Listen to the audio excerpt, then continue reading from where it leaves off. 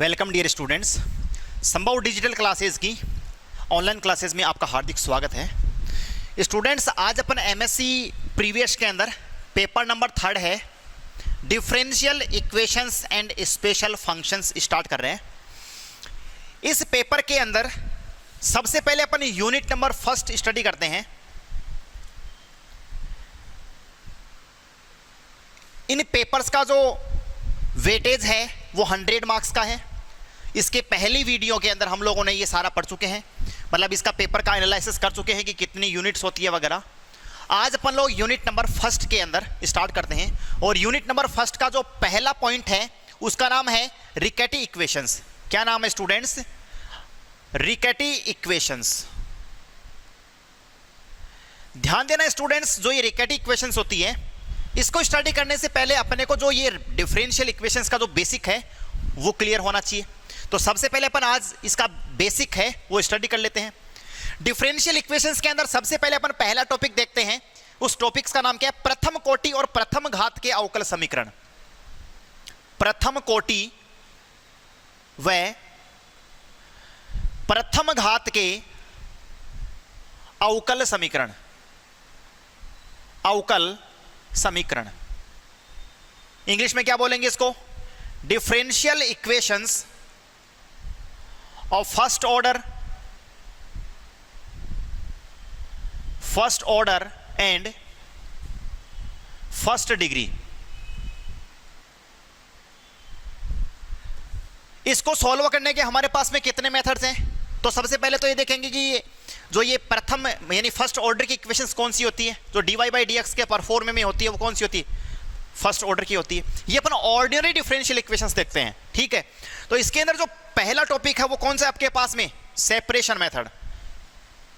Separation method.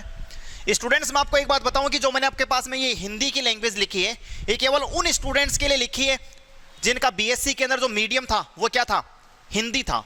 लेकिन अब MSc है वो आपके पास में इंग्लिश मीडियम के अंदर ही है, तो आप लोगों को केवल इंग्लिश में लिखना है, आपको आदत डाल लेनी है इंग्लिश की। तो यहाँ पे पहला मेथड का नाम क्या था? Separation method. और उस मेथड्स को आप लोग क्या बोलते हैं हिंदी में? क्या बोलते थे? चर पृथक्करण विधि। इसके अंदर किस प्रकार से होता था ये कि f1x dx plus f2y dy बराबर 0 का परफॉर्मा होता है। इस कहने का मतलब क्या? सेपरेशन मेथड का मतलब क्या होता है कि dx के पास में x का फंक्शन होना चाहिए और dy के पास में y का फंक्शन होना चाहिए। इसका मतलब ही आपके पास में क्या होता है? Separation method. कहने का मतलब क्या है? अगर dx होगा ओनली x का फंक्शन होगा, dy होगा ओनली y का फंक्शन होगा। इसको अपन क्या करते हैं? सोल्व करते हैं। क्लियर है क्या? यानी आप अगर इसको dx से मैं डिवाइड करूं तो क्या हो जाएगा? ये f1x प्लस के f2y dy upon dx equal to क्या हो जाएगा? 0 हो जाएगा। और हम इसको क्या कर देंगे? सॉल्यूशंस कर देंगे। दूसरे मेथड की बात करूं मैं तो दूसरे मेथड का नाम आपके पास में क्या था? Homogeneous equations. Homogeneous differential equations. Hindi में इसको क्या बोलते थे? समघात अवकल समीकरण। होमोजीनियस समघात यानी समघात का मतलब क्या होता है? समान पावर्स वाली। यानी ये परफॉर्म आपके पास में अगर इस प्रकार से होता है कि dy अपॉन dx बराबर f1xy अपॉन f2xy, और ये किस प्रकार से दिया हुआ होता है आपके पास में? ax प्लस के by। वैसे हम इसको शो नहीं कर सकते इस प्रकार से। नॉर्मली मैं आपको बताऊं कि ये जो f1xy अपॉन f2xy है इसका ऑर्डर आपके पास में क्या होता है? सेम होता है। जैसे मैं एक एग्जांपल के थ्रू समझा सकता हूं। उसके अंदर एक एग्जांपल देखें हम लोग कि dy अपॉन dx बराबर क्या दिया हुआ है? एक्स स्क्वायर प्लस के xy अपॉन 2xy, ठीक है। यानी x की पावर कितनी है स्टूडेंट्स? 2 है। यहाँ पे x की पावर कितनी है? 1 है। y की पावर कितनी है? 1। 1 और 1 मिलके कितनी हो गई? 2। यहाँ पे x की पावर कितनी है? 1। यहाँ पे पावर कितनी है? 1। 1 और 1 मिला के क्या हो गया? 2 हो गया। तो ये हमारे पास एक एग्जाम्पल है। अगर हमारे पास में ये वाला मेथड आता है तो हम लोग इसको क्या करते हैं? कैसे करते हैं हम लोग इसको? y बराबर लेट यानी माना y बराबर क्या करते हैं? vx करते हैं। इसका x के रेस्पेक्ट में डिफरेंशिएट करोगे क्या तो क्या हो जाएगा? dy अपॉन dx बराबर क्या हो जाएगा? v प्लस के x dv अपॉन dx। और आप इसको इक्वेशंस नंबर 1 दे दीजिए बाई इक्वेशंस फर्स्ट, या नीचे लिख देंगे putting the values in equations first. ये सारी वैल्यूज आप क्या करोगे? यहां पे इक्वेशंस फर्स्ट के अंदर क्या करेंगे स्टूडेंट्स? पुट अप करेंगे। क्लियर है क्या? तो ये हमारे पास में सेकंड मेथड है। थर्ड मेथड की बात करें तो थर्ड मेथड हमारे पास में कौन सा होता है? Non homogeneous differential equations. Students इस मेथड की बात करें तो ये वाला जो क्वेश्चंस है, इस यानी जो ये इसका परफॉर्मा है वो किस प्रकार से होता है? dy अपॉन dx बराबर ax प्लस के by प्लस के c upon capital ax plus के कैपिटल by प्लस के कैपिटल c का परफॉर्मा होता है। ये आपके पास में कौन सा होता है students? Non homogeneous differential equations होता है। इस नॉन होमोजीनियस डिफरेंशियल इक्वेशंस को करने के लिए ध्यान देना है होमोजीनियस में और नॉन होमोजीनियस में क्या डिफरेंस होता है कि यहाँ पे कांस्टेंट होता है c यानी अच्छा इसके अंदर a b c capital a capital b capital c ये आपके पास में क्या है? कांस्टेंट है। यहाँ पे कांस्टेंट हमारे पास में ओनली कांस्टेंट नहीं होते हैं, ठीक है। यानी अब आप इसकी कंडीशंस नंबर फर्स्ट और कंडीशन सेकंड होती है। कंडीशन फर्स्ट क्या होती है कि अगर a अपॉन a का मान और b अपॉन b का मान अगर बराबर नहीं हो तो आप क्या करोगे? यहां पे स्मॉल x की जगह पे तो क्या करोगे? लेट स्मॉल x बराबर capital x plus h let करते हैं और स्मॉल y बराबर कैपिटल y प्लस का k लेट करते हैं। और इसको क्या करते हैं आप लोग? इक्वेशंस फर्स्ट में ये इसको आप इक्वेशंस दे दीजिए, जैसे आप इसको इक्वेशंस नंबर 1 दे दीजिए, इसकी वैल्यूज को आप इक्वेशंस नंबर फर्स्ट में क्या कर देंगे? पुट अप कर देंगे। ध्यान देना स्टूडेंट्स, यहां पे एक चीज और आती है कि dy अपॉन dx बराबर क्या हो जाएगा? Capital dy upon capital dx हो जाएगा। कैसे हो जाएगा? यहां पे स्मॉल dy अपॉन dx बराबर क्या हो जाएगा? कैपिटल dy अपॉन dx हो जाएगा। और आप क्या करोगे? बाय इक्वेशंस फर्स्ट, यानी इक्वेशंस फर्स्ट में आप यहां पे क्या कर देंगे स्टूडेंट्स? वैल्यूज पुटअप कर देंगे। वैल्यूज पुटअप करेंगे तो क्या होगा स्टूडेंट्स? यहां पे ये dy बटा dx की जगह पे क्या हो जाएगा? कैपिटल dy बटा हुआ कैपिटल dx हो जाएगा बराबर a की जगह पे a है, इसकी जगह पे क्या हो जाएगा? कैपिटल x प्लस का h हो जाएगा। स्टूडेंट्स आपके दिमाग में एक चीज आ रही होगी कि सर आपने इस x को x प्लस h, ये h है क्या? h और k है, कांस्टेंट टर्म्स तो हैं लेकिन वो बिल्कुल नेग्लिजिबल, बिल्कुल छोटी सी टर्म्स है आपके पास में। a x प्लस h हो जाएगा। वैल्यूज पुटअप कीजिए, फिर प्लस का b की जगह पे b है, y की जगह पे क्या पुट करोगे? y प्लस का k पुटअप कर दोगे, ये प्लस का c है अपॉन कैपिटल a, इस x की जगह पे कैपिटल x प्लस का h प्लस कैपिटल b और इसकी जगह पे क्या पुट करोगे? कैपिटल y प्लस का k और ये क्या हो जाएगा? प्लस का c। आप इसको ओपन कीजिए, यहां पे आप ओपन करोगे तो ये क्या हो जाएगा? ax प्लस के by, ये तो क्या हो गया? वेरिएबल्स की टर्म्स है, plus ah plus bk plus के c, ये क्या है आपके पास में? कांस्टेंट टर्म है। भाई abc तो पहले ही कांस्टेंट थे, h के भी आपके पास में कांस्टेंट आ गए, तो कांस्टेंट मिलके क्या बनाएंगे? कांस्टेंट ही बनाएंगे। इस प्रकार से नीचे क्या बनेंगे आपके पास में? Capital ax plus capital by और दूसरे ब्रैकेट में क्या बन जाएगा? Capital ah plus capital bk plus का क्या हो जाएगा? कैपिटल c हो जाएगा। और यहां पे आप क्या करेंगे? h और k की वैल्यूज को क्या करेंगे स्टूडेंट्स? फाइंड आउट करेंगे। h और k की वैल्यू को क्या करेंगे? फाइंड आउट करेंगे। और फाइंड आउट करते ही आपको ये क्वेश्चन, ये जो इक्वेशंस है वो टूटेगी और टूटते ही ये इक्वेशंस चेंज होगी। वो किसके अंदर चेंज होगी? होमोजीनियस में चेंज होगी। कौन सी इक्वेशंस में चेंज होगी स्टूडेंट्स? होमोजीनियस इक्वेशंस में चेंज होगी। और होमोजीनियस में अगर चेंज हो जाती है तो ये एक होमोजीनियस वाला तरीका आपने पहले पढ़ रखे हैं भाई, y बराबर vx करते हैं, जो भी तरीका था वो का वो हम क्या करेंगे? अप्लाई करेंगे। अभी हमने ये कंडीशंस नंबर फर्स्ट देखी है बच्चों, कंडीशंस नंबर सेकंड और बाकी है हमारे पास में, वो क्या होगी अगर ये दोनों बराबर हो जाएंगे। चलो देखते हैं उसके आगे, इधर से रफ कर दूं।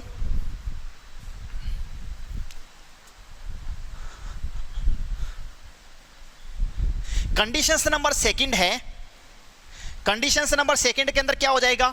a अपॉन a और b अपॉन b दोनों आपस में क्या हो जाएंगे? बराबर हो जाएंगे। कंडीशंस सेकंड क्या हो जाएंगे? a अपॉन कैपिटल a और b अपॉन कैपिटल b की वैल्यू अगर बराबर हो गई, भाई यहां पे तो बराबर नहीं है लेकिन यहां पे बराबर हो गई, कंडीशंस नंबर सेकंड की बात कर रहे हैं, तो क्या हो जाएगा आपके पास? अगर ये बराबर हो गया तो ये dy बटा dx किस प्रकार से टूटेगा? dy बटा हुआ dx बराबर ax प्लस का by प्लस का c बटा हुआ कुछ वैल्यूज m ली है, वेयर m इज ए, कुछ वैल्यूज है आपके पास में, small ax plus by plus का कैपिटल c। ठीक है, जैसे मैं आपको एक एग्जांपल बताऊं, यहां पे एक एग्जाम्पल दिया हुआ हमारे पास में, dy बटा हुआ dx बराबर x प्लस का y प्लस का 1 अपॉन x प्लस का y माइनस का 1। यहां पे देखिए a b c क्या होते हैं, x का गुण कोफिशिएंट यानी गुणांक एक होता है, a होता है, ये b होता है, ये c होता है। बोलो यहाँ पे a अपॉन कैपिटल A की वैल्यू क्या आ रही है, 1 अपॉन 1 आ रही है, और b अपॉन b की वैल्यू क्या आ रही है, 1 अपॉन 1 आ रही है। इसका मतलब बोलो बच्चों यहाँ पे a अपॉन a और b अपॉन b की वैल्यू बराबर होगी कि नहीं होगी, यस या नो? अगर होगी तो हम इसको इस प्रकार से तोड़ सकते हैं क्या कि dy अपॉन dx बराबर x प्लस के वाई प्लस के 1 बटावा 1 इंटू एक्स प्लस के वाई माइनस के 1। यानी ये एक है, इसको मैं m बता रहा हूं, कोई ना कोई आपके पास में ये वैल्यूज है, ठीक है, कुछ भी है। यहां पे आप बोल सकते हैं all of m belongs to real number, m आपके पास में क्या है, रियल नंबर है। तो आपके पास में अगर ये होता है तो आप यहां पे क्या करते हैं, लेट ax प्लस by को आप कुछ वैल्यूज और मान लीजिए, जैसे मैं w मान लेता हूं मैं। आप यहां पे क्या करोगे, x के रेस्पेक्ट में जब आप इसका डिफरेंशिएट करेंगे तो x के रेस्पेक्ट में इसका डिफरेंशिएट करेंगे तो क्या होगा आपके पास में, क्या होगा students, a plus b dy upon dx बराबर dw upon dx। a plus के b, भाई a x का क्या हो जाएगा, 1 हो जाएगा, प्लस का b y का क्या हो जाएगा, dy अपॉन dx बराबर w का क्या हो जाएगा, dw upon dx।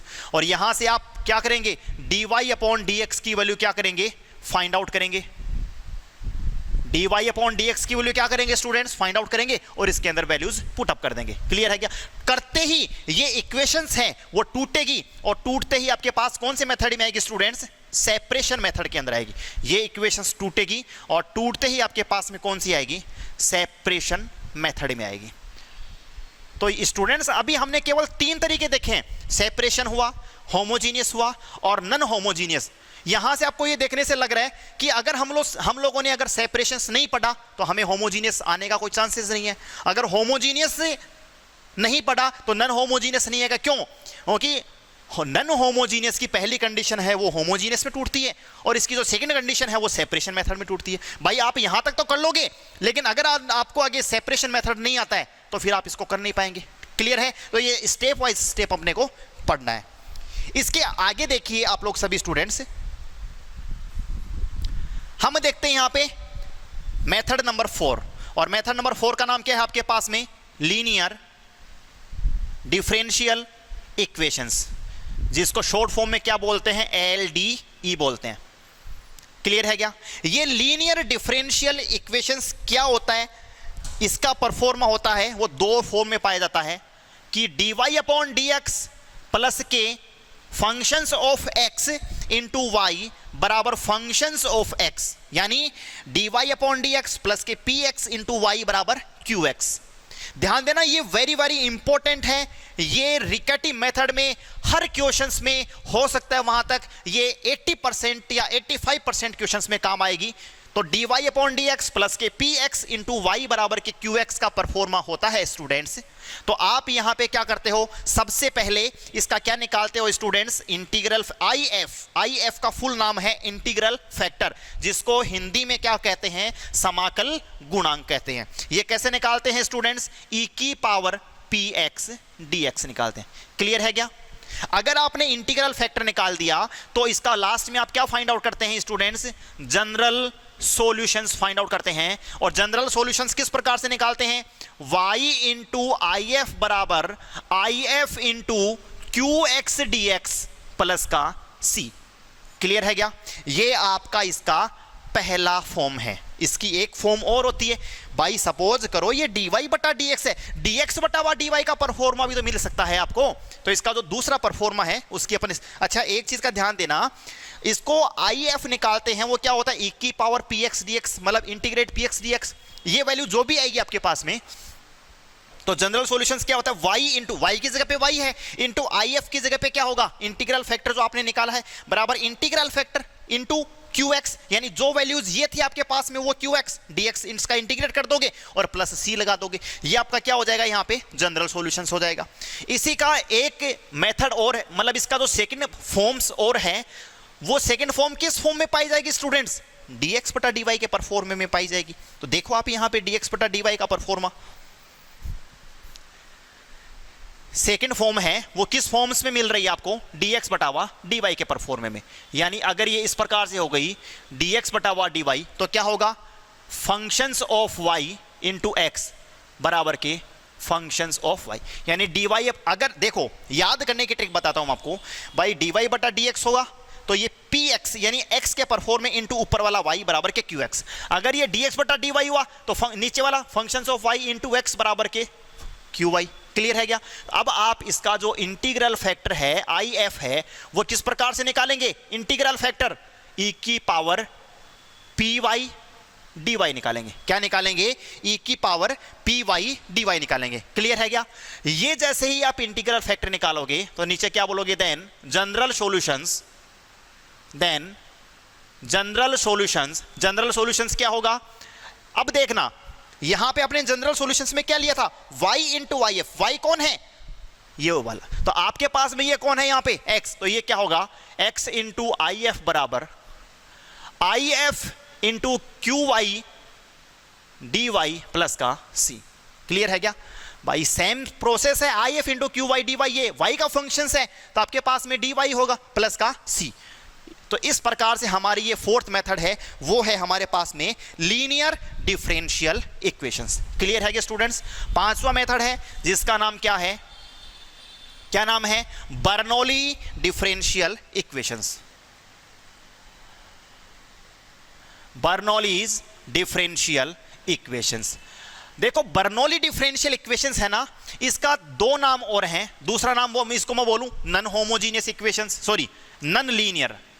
None homogeneous नहीं है, नन लीनियर। जो लीनियर भाई ये लीनियर है ना, लीनियर नहीं है वो, नन लीनियर डिफरेंशियल इक्वेशंस। या इसका एक नाम और है equations reducible to linear differential equations, यानी ऐसी इक्वेशंस जिसको हम तोड़ेंगे किसके अंदर? इसके अंदर तोड़ेंगे। LDE linear differential equations. यानी इसका तीसरा नाम और क्या है? Equations reducible to linear differential equations, यानी ऐसी इक्वेशंस जिसको हम क्या करेंगे? तोड़ेंगे। किसके अंदर तोड़ोगे स्टूडेंट्स? लीनियर डिफरेंशियल इक्वेशंस के अंदर। तो आप ये बोलेंगे सर इसका परफॉर्मा किस प्रकार से होता है? तो देखो बेटा, d y upon d x plus के पी एक्स इंटू वाई बराबर क्यू एक्स। आप मेरे को बताओ यहां तक ये differential equation, sorry linear differential equations है या नहीं है? है, लीनियर डिफरेंशियल इक्वेशंस है यहां तक। लेकिन इसके अंदर यहां पे ये या तो y का फंक्शंस बोल दो या y की पावर n बोल दीजिए, ये आ गया। ये आते ही आपके पास में ये है कौन सा बन गया? बर्नौली डिफरेंशियल इक्वेशंस बन गया। अब आप बोलेंगे सर अगर ये बर्नौली डिफरेंशियल इक्वेशंस है तो हम इसको सोल्व किस प्रकार से करेंगे? किस प्रकार से सोल्व करोगे? आप इसके अंदर क्या करेंगे कि y की पावर n से क्या करेंगे? डिवाइड कर दोगे। y की पावर n से क्या करोगे स्टूडेंट्स? डिवाइड कर दोगे। तो क्या डिवाइड का मतलब क्या होता है? भाग दे दोगे। तो क्या हो जाएगा? 1 अपॉन y की power n dy upon dx plus के px। y है नीचे, y की पावर n है तो क्या हो जाएगा? 1 अपॉन y की पावर कितना हो जाएगा स्टूडेंट्स? भाई ऊपर तो y है ही है, ये लो ऊपर तो y लिख देता हूं मैं, नीचे क्या हो जाएगा? y की पावर n और बराबर क्या हो जाएगा? ये qx हो जाएगा। qx इंटू वाई की पावर n अपॉन वाई की पावर n। मैं सिस्टमेटिक बता देता हूं मैं इसको। तो 1 अपॉन वाई एन कर दिया, नीचे वाई की पावर n कर दिया, नीचे वाई की पावर n कर दिया। ये तो स्टूडेंट्स आपस में कट जाएगा। ये एक वाई की पावर 1 से एक कटेगा तो क्या बचेगा? नीचे n-1 बचेगा। यानी आप यहां पे क्या लिखेंगे कि y की power -n dy upon dx plus px into y की पावर 1 माइनस के n बराबर के क्या हो जाएगा? qx हो जाएगा। यहां तक कोई दिक्कत है क्या किसी स्टूडेंट्स को? कोई दिक्कत नहीं है। और अब जो ये बीच वाला होता है इसको आप क्या करते हो? कुछ भी मान लो, v मान लो, w मान लो, p मान लो, कुछ भी मान लीजिए। तो मैं यहां पे मान लेता हूं कि लेट y की पावर 1 माइनस n बराबर क्या हो जाएगा? v मान लेता हूं मैं। तो ये क्या होगा? माइनस y की पावर माइनस n, भाई 1 माइनस n है, ठीक है। इसका क्या हो जाएगा आपके पास में? 1 माइनस n माइनस 1, तो क्या हो जाएगा? y की power minus n बटावा 1 minus n minus 1, तो उसमें से माइनस कट जाएगा। भाई इसका क्या होगा आपके पास में? 1 माइनस के n y की पावर 1 माइनस n बरा dy अपॉन dx क्या होगा? dv अपॉन dx, यही होगा। इसको मैं ऊपर वापस बता देता हूं यहां पे।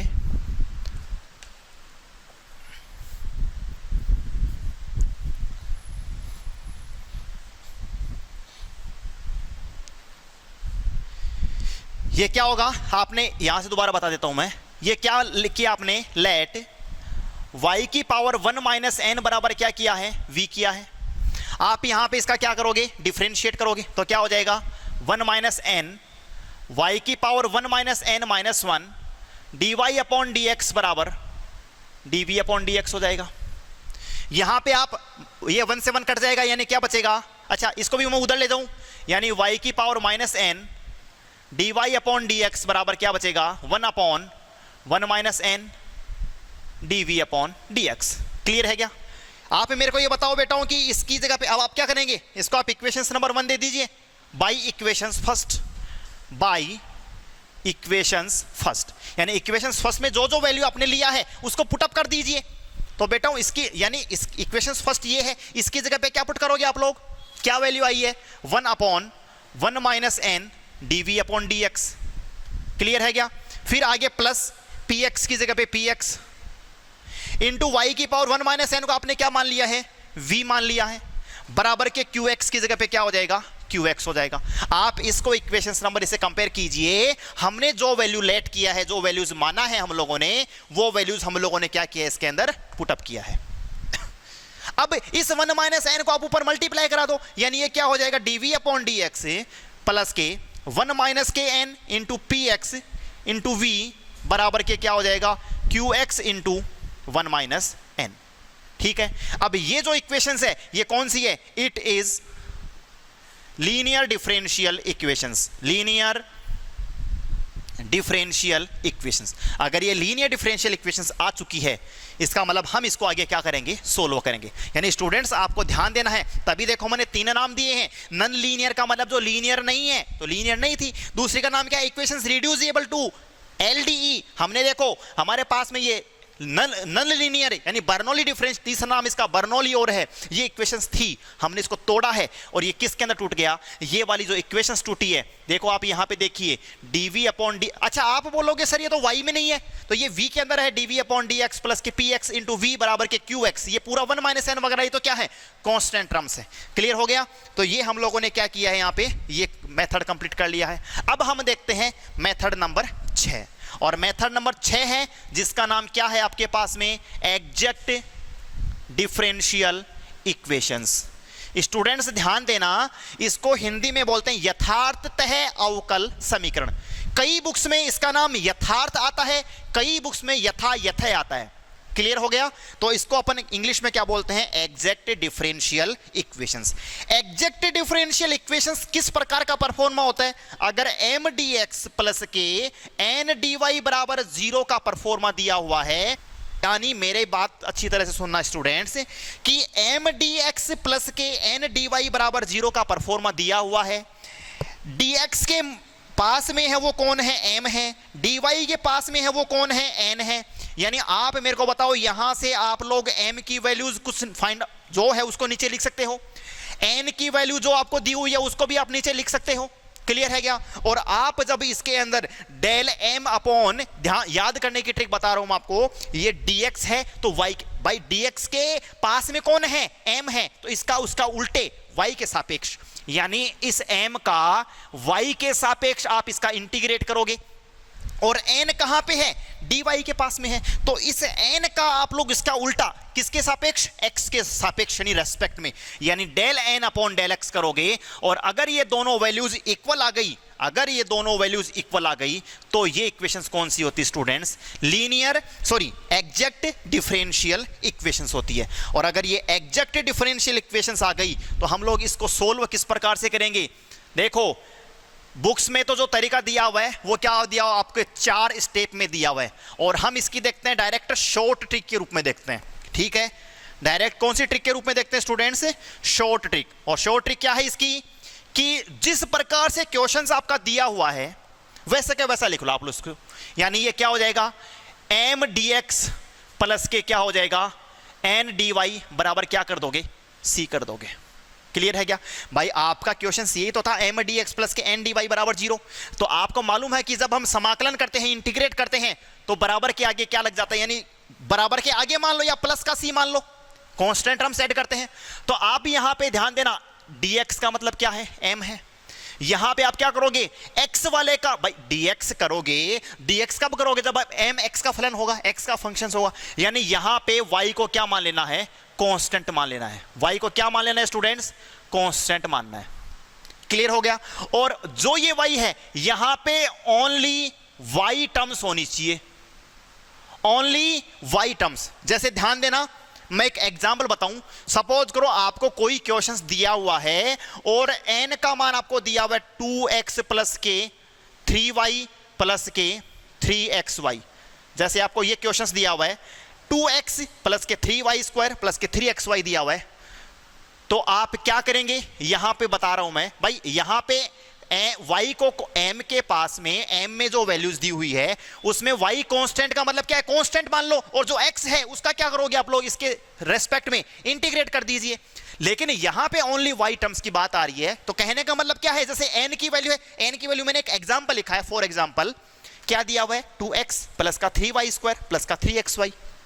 क्लियर है। तो आप क्या करेंगे, मैंने क्या बोला, ओनली y टर्म्स। तो आप मेरे को बताओ बेटाओं कि इसके अंदर क्या y की टर्म्स है क्या, नहीं है, तो ये कैंसिल आउट हो जाएगा।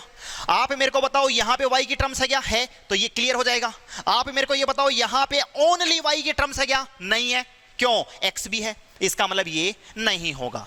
इसका मतलब क्या करोगे आप, यहां पे ओनली 3y स्क्वायर dy करोगे। क्लियर हो गया क्या। यहां पे आप जैसे इस एग्जांपल के थ्रू बता रहा हूं, ओनली क्या करेंगे 3y square, only and only y का फंक्शन होना चाहिए, यानी उसमें दूसरा फंक्शन x का फंक्शन z का फंक्शन नहीं होना चाहिए। तो इस प्रकार से हमने ये छठवां मेथड कंप्लीट किया है। इसके बाद में सातवां है, और सातवां जो मेथड है उसका नाम क्या है स्टूडेंट्स, नॉन एग्जैक्ट। यानी मैंने आपको जो शॉर्ट ट्रिक बताई है वो इसकी ये है एग्जैक्ट वाले की, नॉन एग्जैक्ट डिफरेंशियल इक्वेशंस। अब स्टूडेंट्स जो ये नॉन एग्जैक्ट डिफरेंशियल इक्वेशंस हैं, इसके कुछ प्रॉपर्टीज हैं, इसके 4-5 प्रॉपर्टीज हैं। कितनी प्रॉपर्टीज हैं, 4-5 प्रॉपर्टीज हैं। जैसे इसमें से मैं आपको पहली प्रॉपर्टी बताऊं। पहली प्रॉपर्टी क्या है कि अगर आपके पास में m dx plus n dy, m dx plus n dy बराबर 0 इज ए होमोजीनियस इक्वेशंस, एक होमोजीनियस इक्वेशंस है, is a homogeneous equations. Students homogeneous equations का मतलब क्या है भाई, वही पावर्स है, इक्वेशन पावर्स है वो क्या होनी चाहिए, इक्वल होनी चाहिए, तो वो आपके पास में क्या होगा, होमोजीनियस इक्वेशंस। यानी मेरा कहने का मतलब ये है कि अगर आपको m dx plus n dy बराबर 0 का कोई परफॉर्मा दिया हुआ है, वो एक होमोजीनियस इक्वेशंस है, तो इसका जो डायरेक्ट जो इंटीग्रल फैक्टर होगा वो क्या होता है, 1/mx प्लस के ny होता है। क्या होता है स्टूडेंट्स, 1/mx प्लस के क्या होता है, ny होता है। क्लियर हो गया क्या। अब हमारे पास में दूसरा मेथड है इसका। सपोज कर लो आपका जो दिया हुआ है वो तो यही दिया हुआ है, जो आपको दिया हुआ ना ये वाला जो m d, यानी परफॉर्मा तो हमारे पास में m dx plus n dy बराबर 0 का ही होता है। जैसे सपोज करो इसका तो दूसरा बता रहा हूं मैं भाई, m dx plus n dy बराबर 0 का कोई एक फॉर्म है, जैसे y functions of xy dx plus x functions of 2xy dy बराबर 0। याद करने की ट्रिक क्या है स्टूडेंट्स, कि अगर dx है तो मल्टीप्लाई में y कर दीजिए, और dy है तो मल्टीप्लाई में क्या कर दीजिए, x कर दीजिए। अगर ये दिया हुआ है तो इसका जो डायरेक्ट इंटीग्रल फैक्टर होगा, अच्छा ये है वो क्या है, वो इसी का परफॉर्मा, ध्यान देना इसकी जितनी भी कंडीशंस चलेगी वो सारी m dx plus n dy बराबर 0 का परफॉर्मा है, उसी के रूप का है, उसी फॉर्म्स का है, लेकिन इस प्रकार का है, तो उसका जो डायरेक्ट इंटीग्रल फैक्टर होगा वो क्या होगा, 1/mx माइनस के ny होगा। क्लियर है क्या। अब हम देखते हैं इसका तीसरा मेथड, फटाफट इसको नोट कीजिए।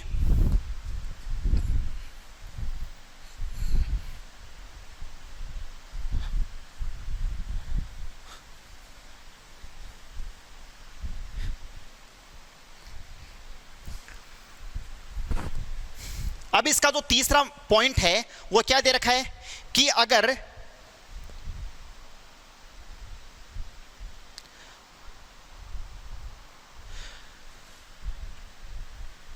One upon n del m upon del y minus del n upon del x का परफॉर्मा कोई दिया हुआ है, 1/n del m upon del y minus del n upon del x का जो ये फंक्शंस है is only functions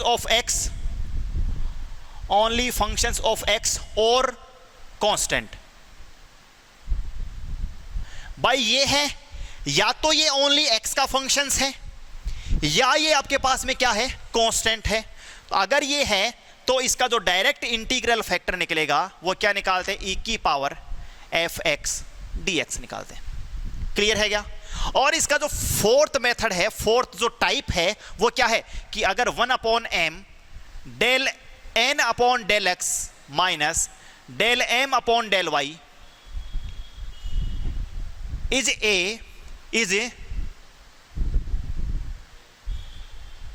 only functions of y और कांस्टेंट, या तो ये y का फंक्शंस है या कांस्टेंट है, तो इसका जो डायरेक्ट इंटीग्रल फैक्टर निकलेगा वो क्या होता है, e की पावर fy dy होगा। क्लियर है क्या? ये डायरेक्ट अपने को जो भी जितने भी मैं बता रहा हूं आपको, ये सारी प्रॉपर्टीज हैं और ये प्रॉपर्टीज हमें याद रखनी है। जहां भी हमें क्वेश्चंस में जरूरत होगी वहां हम डायरेक्ट इन प्रॉपर्टीज को क्या करेंगे स्टूडेंट्स, अप्लाई करेंगे। तो इस प्रकार से हमने ये 7 मेथड हैं फर्स्ट ऑर्डर और फर्स्ट डिग्री के हैं वो कंप्लीट किए हैं। अब हम आते हैं सेकंड ऑर्डर के ऊपर। सेकंड ऑर्डर में आते ही आपको ये याद आना चाहिए कि एक तो हमारे पास में हम निकालते हैं क्या, ऑक्सिलरी इक्वेशंस निकालते हैं, और एक हम क्या निकालते हैं, इसका पर्टिकुलर इंटीग्रल निकालते हैं।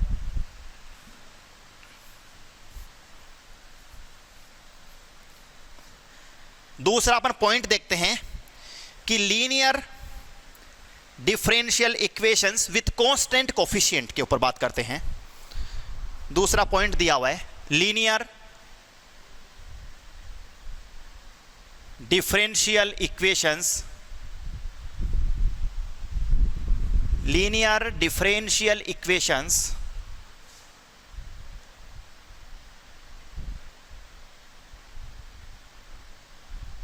विथ कांस्टेंट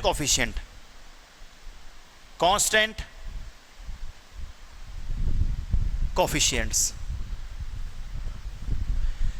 अगर इस पॉइंट की अपन बात करें तो यहां पे सबसे पहला पॉइंट तो आता है आपके पास में A.E, इसको अपन क्या बोलते हैं, ऑक्सिलरी इक्वेशंस। क्लियर है क्या? यानी ऑक्सिलरी इक्वेशन से आपको याद आ रहा होगा कि सर ऑक्सिलरी इक्वेशन से हम लोग यहां पे क्या निकालते हैं, CF कॉम्प्लीमेंट्री फंक्शंस निकालते हैं। भाई ऑक्सिलरी इक्वेशन से हम क्या फाइंड करते हैं, उसके रूट्स फाइंड करते हैं। क्या फाइंड करते हैं, रूट्स, जिसको आप बोलते हैं मूल फाइंड करते हैं। भाई जो द्विघात समीकरण यानी जो क्वाड्रेटिक इक्वेशंस है उसके 2 रूट्स फाइंड आउट होते हैं। कोई क्यूबिक इक्वेशंस यानी जो त्रिघातीय समीकरण है उसके 3 मूल मिलते हैं। यानी रूट्स का मतलब है मूल। आगे समझ में? ये रूट्स फाइंड आउट करते हैं और इस रूट्स की हेल्प से हम क्या निकालते हैं, complementary functions, COMPLEMENTRY complementary functions निकालते हैं। क्लियर आ गया क्या? अब ये कॉम्प्लीमेंट्री फंक्शंस वगैरह निकालते हैं तो AE हम लोग कैसे निकालेंगे, ऑक्सिलरी इक्वेशंस किस प्रकार से निकालेंगे। और ऑक्सिलरी इक्वेशंस जैसे हमारे पास में इसकी जो डिफरेंशियल इक्वेशंस है उसकी बात करें तो ये क्या दिया हुआ, d की पावर n प्लस a1, यानी ये आपके पास में nth ऑर्डर की दे रखी है, d की power n-1 plus a2 d की पावर n-2 प्लस इसी प्रकार से an और d की पावर n-n क्या हो जाएगा, 0 हो जाएगा, बराबर 0 का ये कोई परफॉर्मा दिया हुआ है। बेटा और d की पावर n का मतलब है dny upon dxn plus a1 dn-1y upon dx की पावर n-1 प्लस an बराबर 0। ये आपके पास में एक डिफरेंशियल इक्वेशंस है। अब आप बोलेंगे सर इसका ऑर्डर और डिग्री कितना है, तो ये nth ऑर्डर की आपके पास में डिफरेंशियल इक्वेशंस है। क्लियर है क्या? अगर इस प्रकार की कोई भी इक्वेशंस है, जैसे हमारे पास में जो यूजेस होती हैं ज्यादा, वो n की वैल्यू 3 मैक्सिमम तक होती है। मतलब कोई 1-2 क्वेश्चंस आते हैं जिसमें d की पावर 4 आती है, बाकी हमारे पास में d की पावर 3 तक यूज होती है। समझ में आ गया? यानी जिसकी डिग्री कितनी होती है, 3 होती है, वहां तक हमारे पास में जो क्वेश्चंस है वो वहां तक ही हमारे पास में, हमारी बुक्स में जो क्वेश्चंस है वो वहीं तक दे रखे हैं हमारे पास में। तो सबसे पहले हम इसके क्या निकालते हैं, इसके जो रूट्स फाइंड आउट कर लिए। सपोज कर लो कि इसके जो रूट्स फाइंड आउट किए हैं, रूट्स फाइंड आउट करने के बाद में हमारे पास में अगर सपोज कर लो रूट्स की पहली कंडीशंस क्या है कि roots are distinct and real. Roots are distinct and real, Hindi में बोलेंगे मूल वास्तविक तथा भिन्न भिन्न हैं। मूल वास्तविक तथा भिन्न भिन्न हैं। आपने जो रूट्स निकाले हैं वो क्या हैं, अलग अलग हैं। तो इसका जो सपोज कर लो इसके रूट्स निकाले हैं वो कौन कौन है, लेट रूट्स इज,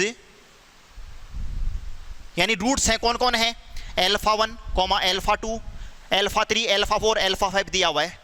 तो देन इसका जो कॉम्प्लीमेंट्री फंक्शन, CF का मतलब है कॉम्प्लीमेंट्री फंक्शंस, वो कॉम्प्लीमेंट्री फंक्शंस आपके पास में क्या होगा, C1 e की power alpha 1x plus C2 e की power alpha 2x plus C3 e की पावर अल्फा 3x प्लस इस प्रकार से ये इक्वेशंस चलती रहेगी। यानी ये आपके पास में कॉम्प्लीमेंट्री फंक्शंस होता है।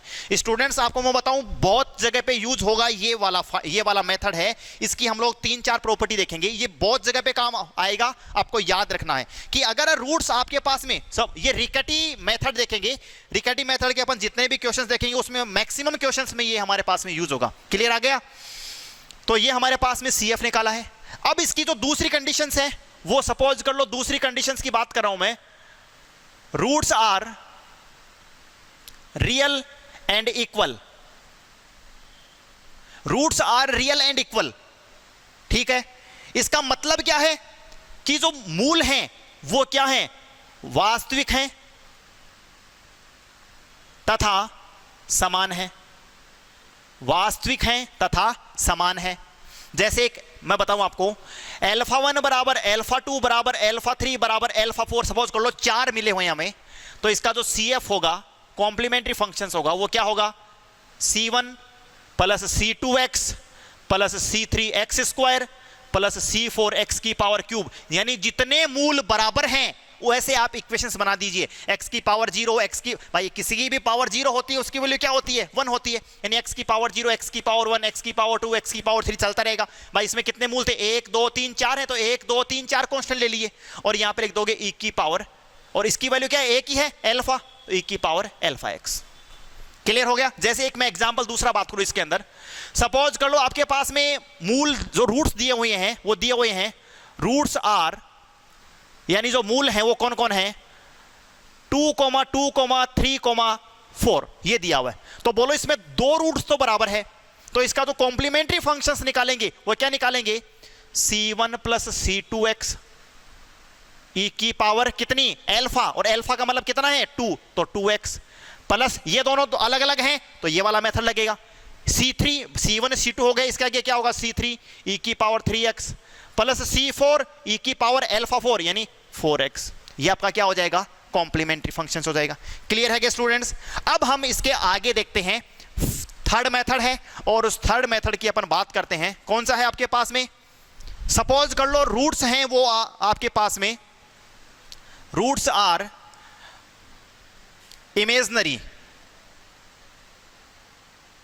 Imaginary and different.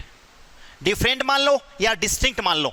मैथ्स में हम लोग अलग अलग की जगह पे डिस्टिंक्ट यूज में लेते हैं, आप उसको डिफरेंट भी बोल सकते हो। क्लियर है क्या?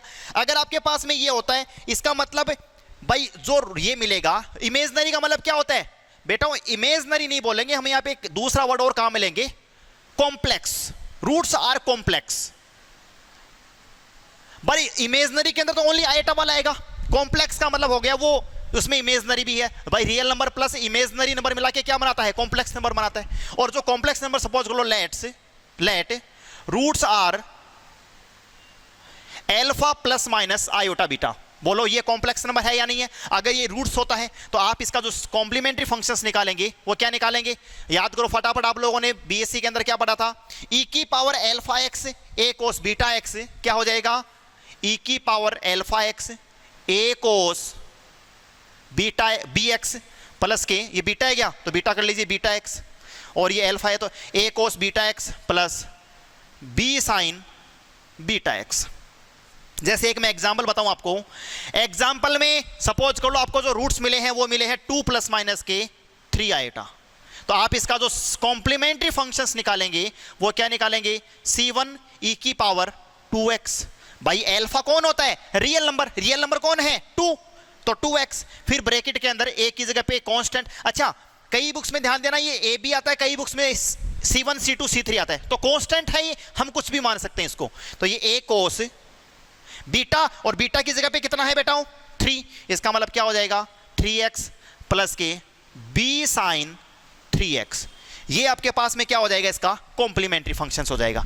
तो इस प्रकार से हमने इसका इमेजनरी है उसको भी हमने देख लिया है। सपोज कर लो इसी प्रकार से आपके पास में फोर्थ मेथड और देख लो कि इमेज कॉम्प्लेक्स तो है ही है लेकिन वो आपके पास में क्या आ रहे हैं, इक्वल आ रहे हैं। फोर्थ टाइप इसका, रूट्स आर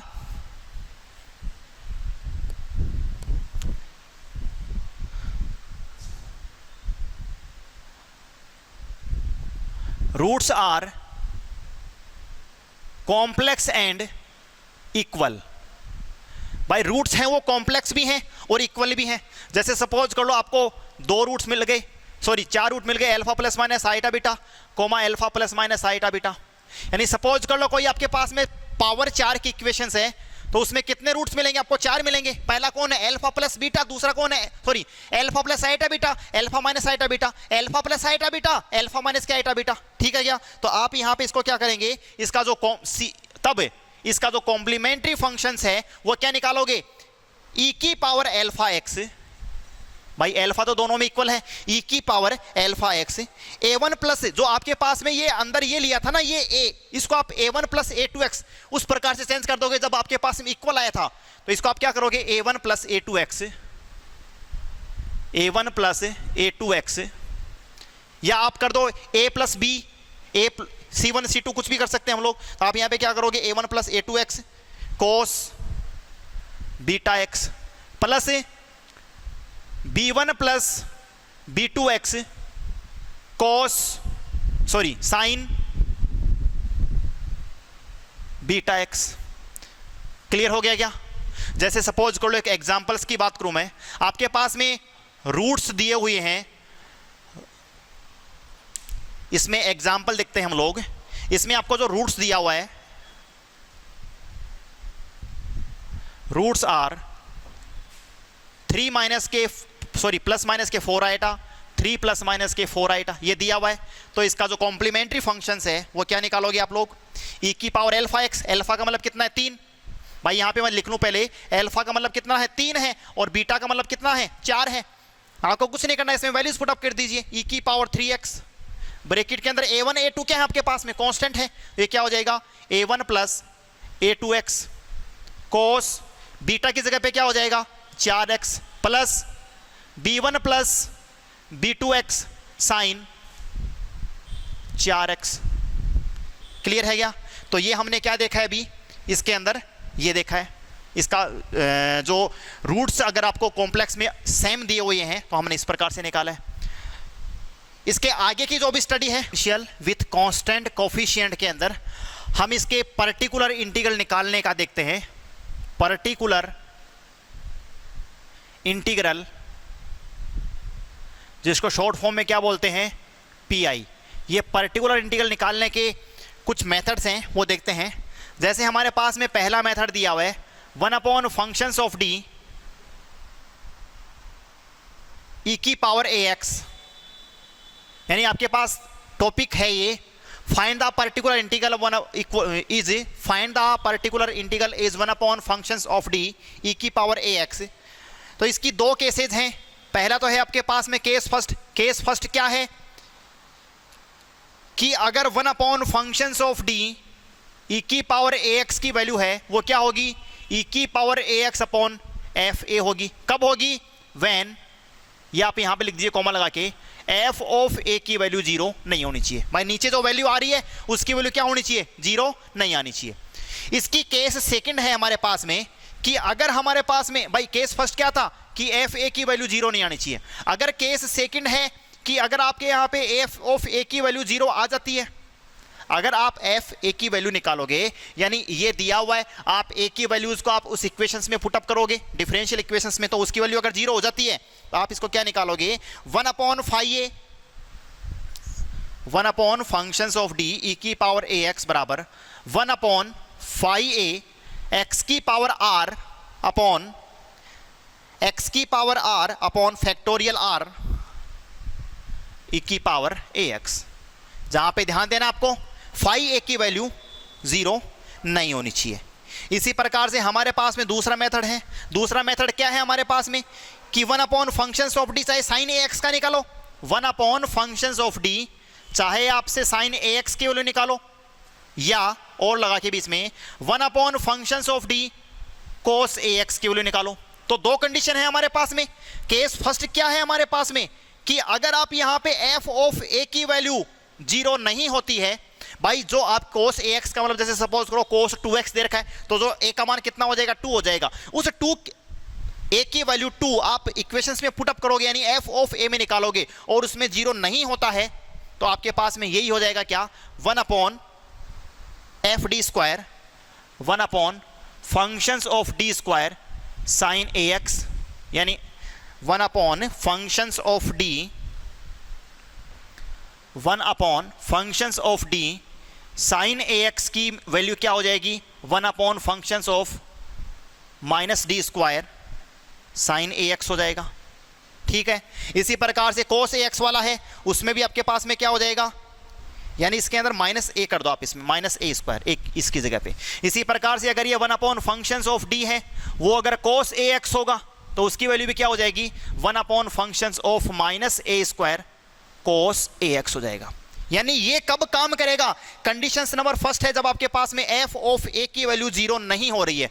सपोज कर लो आपके पास में एफ ऑफ ए की वैल्यू 0 हो गई है, यानी सपोज कर लो आपने जो ये वैल्यूज निकाली है एफ ऑफ, यहां पे आप निकाल लीजिए -a² की वैल्यू 0 नहीं आई थी, आप यहां पे निकाल लीजिए कंडीशंस नंबर जो सेकंड है, और कंडीशंस नंबर सेकंड है वो क्या दी हुई आपको कि अगर एफ ऑफ -a² की वैल्यू अगर आपके पास में 0 आ जाती है, अगर एफ ऑफ -a² की वैल्यू 0 आ जाती है, तो आप इसके अंदर क्या करेंगे कि sine a x plus b आएगा। जैसे सपोज कर लो 1 functions of d² sine a x plus के बी है, तो उसको आप क्या लिखेंगे, 1 functions of -a² sine a x plus का बी लिख देंगे। ठीक है, तो इस प्रकार से हम लोग इसका क्या निकालते हैं स्टूडेंट्स, पर्टिकुलर इंटीग्रल निकालते हैं। ठीक है, इसी प्रकार से अगर ये जैसे d² प्लस का a² है, ये आपके पास में जो वैल्यूज है वो आती है, तो आप इसका क्या करोगे, 1/d² प्लस का a² कोस ए एक्स कर देंगे। तो ये हमने जो ये अभी प्रॉपर्टीज देखी है, ये प्रॉपर्टीज हमने क्या देखी स्टूडेंट्स, इनकी जो पर्टिकुलर इंटीग्रल है वो निकालने का देखा है। ठीक है,